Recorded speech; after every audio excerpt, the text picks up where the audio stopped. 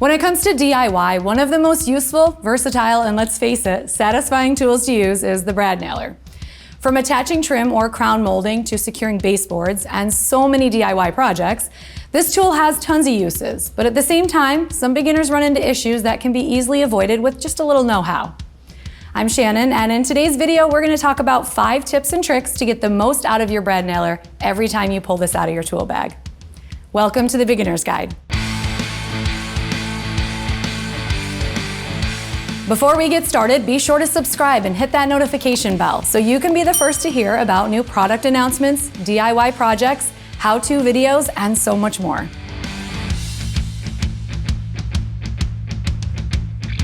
The first tip is the importance of understanding gauges and what exactly that means. Your brad nailer is an 18 gauge, which is in reference to the thickness of the nail. As the gauge of the nail increases, the diameter of the nail decreases. This is important to know because when you're shopping for nails at the Home Depot, you're going to come across all sorts of different nails, and to the untrained eye, something like a 16 gauge nail and an 18 gauge nail don't look all that different. But in practice, the wrong gauge will damage your nailer and cause all sorts of problems that you want to avoid.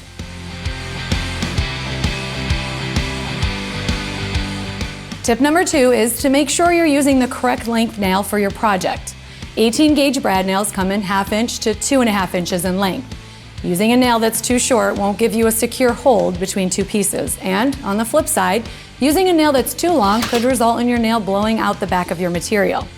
A good rule of thumb is to use a nail that's about 1/4 inch shorter than the thickness of the two pieces you're securing. For example, if you're attaching 2 1/2 inch pieces together, that gives you a total of 1 inch, so your nail length should be 3/4 inches long.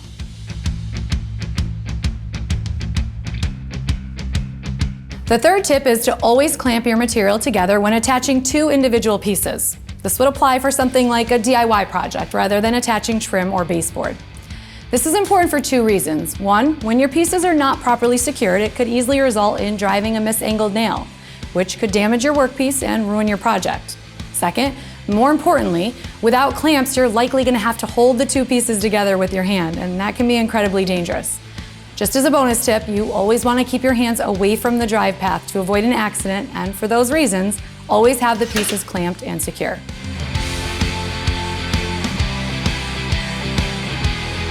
Tip number 4 is to understand how to properly adjust your nail depth using the onboard dials to avoid overdriving or underdriving your nail.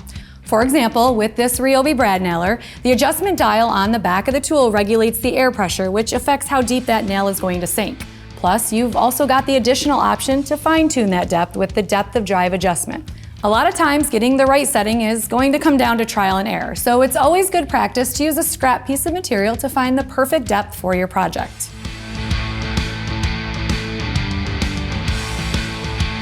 The 5th and final tip is to understand that the angle at which you hold your nailer is what will determine where your brad nail will enter your material. This tip is especially important when attaching 2 individual pieces at 45 degrees for a project like a picture frame. Like we talked about in our drill tips video, it works like the steering wheel in a car. Where you direct the wheel is where your car, or nail in this case, is going to go. By understanding this, first and foremost, you'll be able to keep your hands clear of the drive path, preventing potential accidents while driving nails. You'll also prevent your nail from blowing out the side of your material and possibly ruining your project, which is why it's always recommended to center your nailer on the material and drive straight down to avoid that. Lastly, it can cause you to underdrive your nail, even if you correctly set your depth of drive like we talked about in the previous tip. Just remember, a proper setup will give you the straight flush drive you're looking for every time.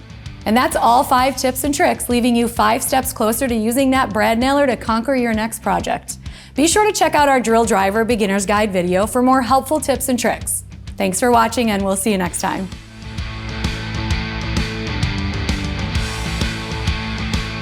If you enjoyed this video, be sure to like, share, and subscribe to stay up to date with all our new content, like the Tools 101 series, Beginner's Guide, our How to DIY series, and so much more.